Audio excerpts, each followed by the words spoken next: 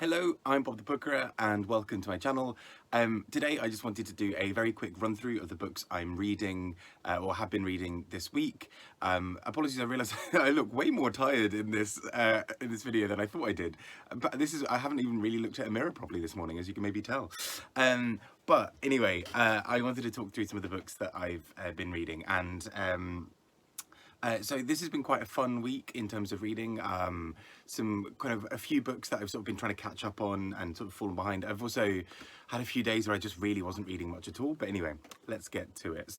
First up, I read Andrey Kurkov's Grey Bees, which is translated by Boris Dralyuk. And this is about a man in Ukraine who is essentially he's sort of this sort of innocent figure almost, this sort of wanderer sort of trope almost of, somebody sort of passing through areas and almost as a result being the person bringing people together, or at least sort of bringing the story of what Ukraine is together. So he walks through some regions that have become obviously quite big in the news recently, including Donbass and Donetsk, and he is walking through those areas, basically take his bees to safety. This is sort of set in around 2013, 2014, and he's trying to go to Crimea to make his bees safe. And it's sort of, he's this sort of gentle soul in amongst everything going on. And, there's a lot of distrust between people, not only sort of towards Russians, but towards sort of various different peoples within Ukraine and the Russian Federation and a few other places. So the sort of interesting parts at one point where, he's talking to some Tatars, he's talking to people from other groups within Ukraine as well. And he is just sort of this figure who is trying to just make sure his bees are okay. He just wants them to be all right. And he, as a result, sees a lot in the way around sort of corruption and war and conflict and loss and various other things, and even some people taking their anger out on him because they assume that he's the problem or what have you. And so it reminded me a lot of books like The Life and Times of Michael Kay by J.M. Coetzee, where you've kind of got this sort of innocent wanderer almost in amongst a lot of conflict, and we almost see everything through a kind of child's eyes in that respect, even though this man's in his 40s. So I found it really quite beautiful. It's quite a slow, pensive read. Like, you do need to kind of give it time. But I think it's quite a beautiful and lovely one nonetheless. Next up, I read Red Milk by Sjón, who is Icelandic, and this was translated by Victoria Cribb. And this is a really short book. I've read one of his before, which I really enjoyed, which I'll quickly find just in the background here, which is Moonstone, the Boy Who Never Was. And I bought this sort of on a whim just from a bookshop years ago because I thought it sounded really interesting and then loved it. And Sjón, in Red Milk, I sort of captures a lot of what I really find interesting about him. He's kind of got a very ethereal and kind of sensual way of writing. There's a lot of brutality interspersed with it. And whereas Moonstone is a little bit more of a kind of queer experience, Red Milk is talking instead about Nazism. So he basically is sort of trying to chart how somebody would become radicalized and fall deeper and deeper into nationalism. And so we sort of see this young boy Gunnar in Iceland as a child, and we sort of see him being quite innocent and being in a family that post-World War II is really anti-Nazis, is really kind of a compassionate household. And we see how he slowly becomes, sort of falls further and further into nationalism. Which is really interestingly done. I will say it almost felt a bit too short for that subject matter. I think I kind of almost wanted a little bit more of a sort of flow of that happening, but I still think what it does is really quite interesting. And this character Gunnar is sort of leading, sort of goes on to eventually try and lead the sort of far right wing party in Iceland, or this sort of group of people. And so it's this really quite tricky and difficult subject matter, but also quite interesting to watch the sort of little moments where he feels vulnerable or feels less than, and how he, instead of seeing that as sort of, instead of taking that in a way most people would, kind of starts to veer towards nationalism. So it's quite a difficult book in some ways, and maybe in some ways maybe it is good that it's short for that reason, just because it's such a gut punch, but interesting nonetheless. Next up, I read Paul Kalanithi's When Breath Becomes Air. And so this is a non-fiction bit of writing where Paul Kalanithi, basically we learn at the beginning, the first part of the book is all about him training up to be a neuroscientist, and the kind of understanding of medicine and what it means to be working in medicine or in the kind of healthcare system and all of those things.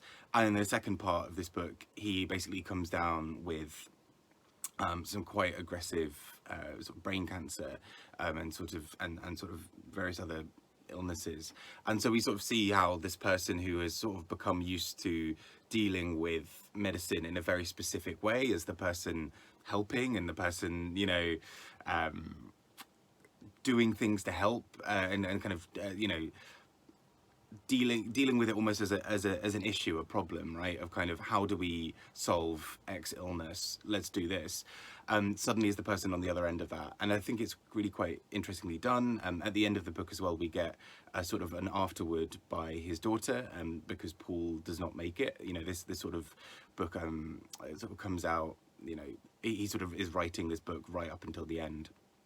And so this book, I think, is really just quite heartwarming and quite powerful, just with how it deals with what does it mean to be alive, what does it mean to live well. And there's quite a big discussion at one point about quality of life. And so actually, is it worth, you know, like, that actually if you save some patients but leave them in a state of a quality of life that's not particularly good, there's a discussion and a debate about the ethics of that as well. So as a book, just really interesting to see how he navigates all of these things, and a bit of a gut punch to read. And these were not maybe the cheeriest books I could have read in 1 week, but there we go.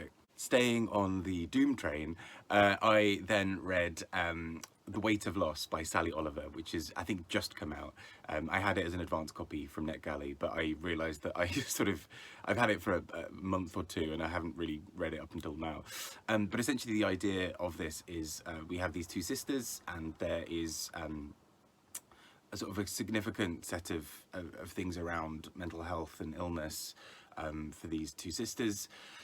And one sister starts showing a lot of her sort of grief, or a lot of what she's feeling inside starts manifesting itself as dark black hairs growing down her spine. And these hairs get longer. No real doctor can seem to explain what's going on here. But then eventually she meets other people who are a bit like her as well.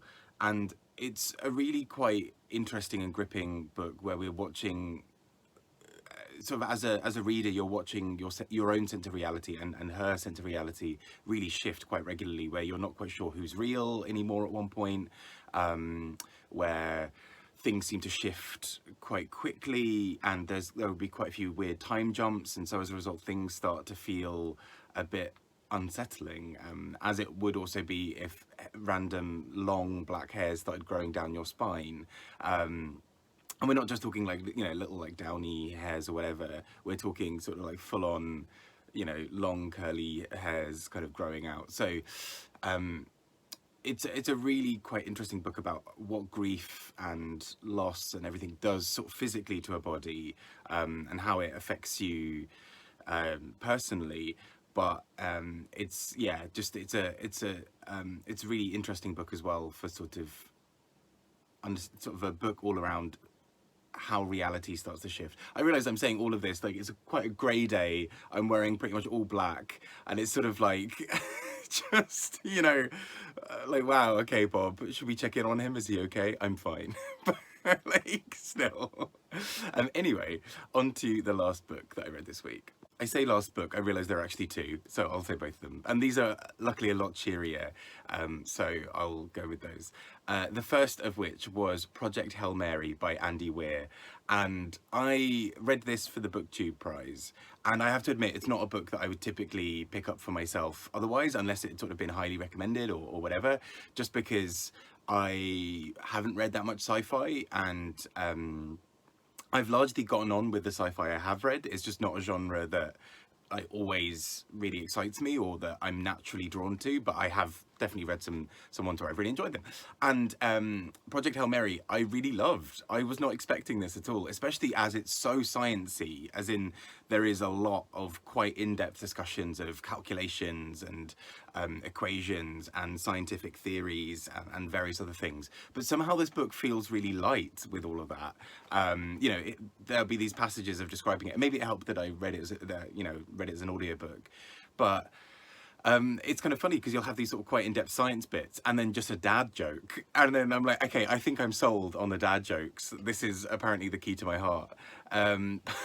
Like, it's really funny because we are basically, you know, the key idea is that there's a sort of everyman who is a science teacher, but you know has quite an advanced knowledge of science. So I say everyman, but he is sort of exceptional in that respect, I guess. But apart from that, is just basically like a nice, like dad-like figure. And he wakes up on board a ship and is unsure entirely what's happened. His memory's been wiped, but he slowly sort of pieces together things and realizes that he has a fairly considerable role in trying to save the Earth and save the world and save the universe really in many other ways, but particularly dealing with this sort of organism called astrophage, and sort of working out the science and the maths around all of it. So he is doing all of this, and in the meantime, he sort of not only remembers a lot of things about his sort of personal life and his history, which also makes him realize a bit about some of the conditions that led to him being on this ship. But also in the meantime, he also meets a sort of an alien essentially from another planet, and they are able to strike up a conversation. They're able to eventually talk through sort of various pieces of sort of software. This other sort of alien race sort of speaks in sort of melody, and he is eventually able to decode it. But he basically strikes up this relationship with this alien and calls him Rocky. And there's something so beautifully profound about the way that these two beings interact with each other, you know, our main character and this Rocky, because it's really quite touching. It's sort of like a really genuine friendship, but also sort of predicated on the idea that they're going to be trying to save the world, and the universe and each other and all these other things. And it's something quite beautiful, and there's this real passion and curiosity for learning, and it's just such a lovely book. And I think that was the thing that, you know, I'm no connoisseur of science fiction, so I could totally understand if like somebody who reads, you know, lives and breathes sci-fi is like, hey, this didn't do it for me, or like this, you know, this is not the kind of sci-fi you think it is. I totally get that. I'm a relative newbie with that.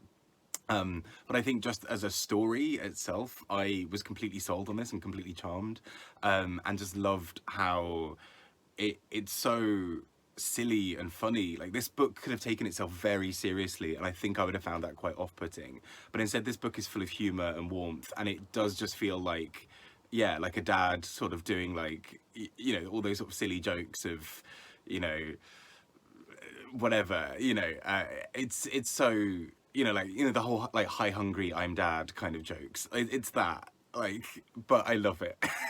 I don't know if that's a sign of my age now, that I'm definitely becoming my father, but there we go.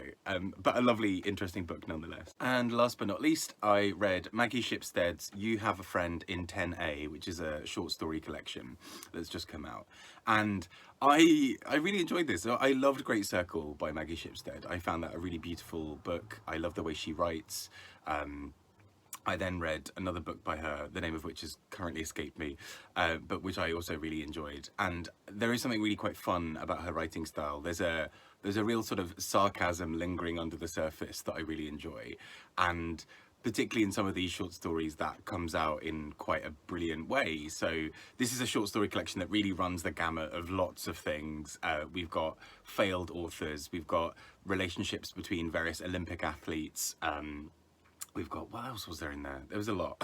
Like, I only finished it yesterday, but like there is a lot that goes on in this. And these short stories are actually, I sometimes struggle a lot with short story collections because I get really lost about where I was in various things. And I think that aside, I really enjoyed these short stories just because I think there's something. I think she understands very well that these are set pieces. You know, these are short, sharp, get in, do the thing, make the joke, do the, you know, tell the story how it needs to be told, and then get out, you know. And I really enjoyed that about these. And there's one, for example, that I thought was really quite clever, because there's a short story called Acknowledgements, where it sort of traces who an author would thank in their stories. And you know, this sort of is one of the earliest stories in the collection. So there's a brief moment where you look at it and you're like, we can't be on acknowledgements already, surely. But actually, it's really well done, because this story about acknowledgements really taps into some of the kind of quite profound things that writers might struggle with when they're thinking about writing these acknowledgements, but also just is incredibly snarky and silly and funny. And I think that's something that really struck me about this collection, is it's just, there's a lot of fun in it. It's you know, these short stories have a point, they have a point of view, they're focused on something, but they are also quite free to be quite funny and quite silly, and to sort of poke holes in people who take themselves too seriously. So I think it's just a really great little collection, and I'm really intrigued to read more Maggie Shipstead as well now. So yeah, there we go. But those have been the books I read this week. Definitely a sort of, yeah, a mixed week. I think I sort of didn't really read much at the beginning of this week, and then read loads, partly thanks to the Jubilee in the UK, meaning that I have you had a couple of days off. But anyway, I'm intrigued to hear what books you've been reading, and or if you've read any of the ones that I've been talking about here. I've been Bob the Book Courier. Take care, and I hope you're looking after yourselves. Bye bye.